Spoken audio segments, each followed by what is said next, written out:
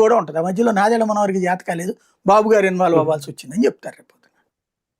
అది మళ్ళీ ఇదో కొత్త క్రెడిట్ యాడ్ అవుతుందేమో. అంతే. పెట్రోల్ కొరత తీర్చిన అంటే ముందు వాత పెట్టి ఆ పైన ఆయింట్మెంట్ రాసి ఇదిగో చూసావు ఆయింట్మెంట్ రాసినోడు గొప్పోడు అంటారు తప్పించి ఆ వాత పెట్టింది వాళ్ళు ఏం చెప్పరు అనమాట. అది ఇక్కడ సార్ దీనికి యుద్ధానికి ఏం సంబంధం లేదా?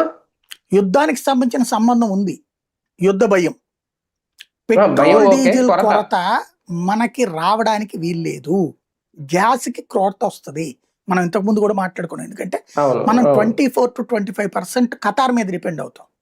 యూరప్ దేశాలన్నీ ఇప్పుడు ఖతార్ దగ్గరే ఉంటున్నాయి కాబట్టి ఖతార్ కి సప్లై చేసే పొజిషన్ లో తక్కువ ఉంది.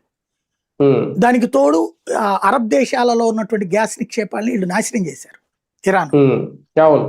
ఇరాన్ లో ఉన్నటువంటి దాన్ని ఇజ్రాయెల్ నాశనం చేసింది. కారణంగా సప్లై ప్రాబ్లం ఉంది కాబట్టి వేరే దేశాల నుంచి తెప్పించుకుంటున్నాం కాబట్టి కొంత ప్రాబ్లం గ్యాస్ కు వస్తుంది అన్నది మనం ఇంతకు ముందు కూడా మాట్లాడుకున్నాం.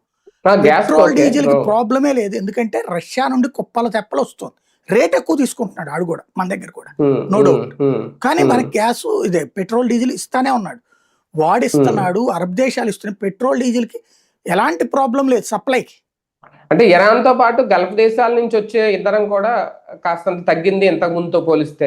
రష్యా ఆ స్థాయిలో సప్లై చేయకపోవడం వల్ల కూడా కాస్తంత కొరత ఏర్పడుతుంది. అవన్నీ మనోళ్ళు అల్లేటటువంటి